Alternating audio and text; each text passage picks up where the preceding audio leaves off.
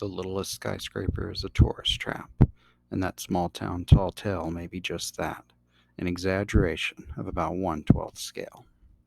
You see, Jan is the current owner of the littlest skyscraper and of Hello Again, a consignment shop and upscale furniture store inside. She's also the sole employee, owner, operator, and tour guide. According to her, none of the story about the building has ever been verified. It was a completely neglected embarrassment, forgotten in no small part because there were no stairs. You had to climb a 4-story ladder every time you wanted to go to the top floor. At some point, Ripley's Believe It or Not found the building and gave it the now famous moniker of world's littlest skyscraper, which makes sense. I mean, no one else has ever used the word littlest besides Ripley's. This gained the building some interest as a tourist attraction. In 2005, the building was restored. Stairs were added, although they took up 25% of all square footage. Since they couldn't afford to lose 50% of the interior space to another set of stairs, they fell short of fire code.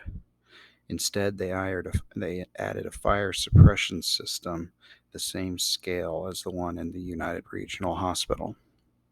Jan said if she's ever inside when it catches fire, she'll probably drown first.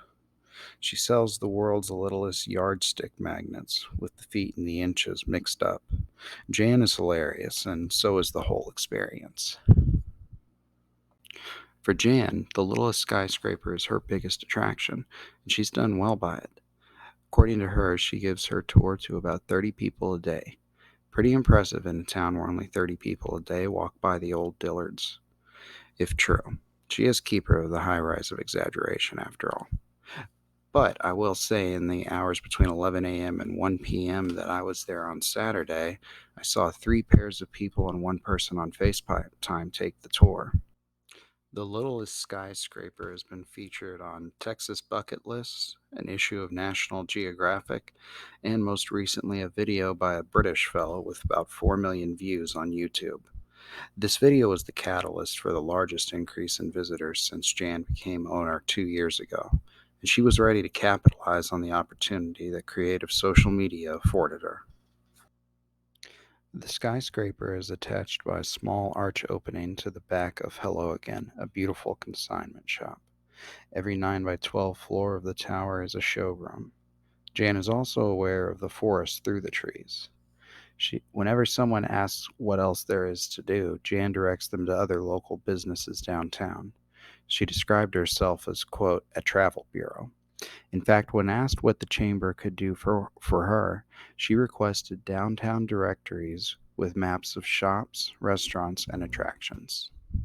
Makes it a skyscraper is that, It's been tall. yeah, it's kind of rectangular. Yeah. So like that building is like proportional. Well, do you think it's called a skyscraper because that was one of the first buildings that they built? I think it was sold. The idea is that it was sold as a skyscraper, but it's really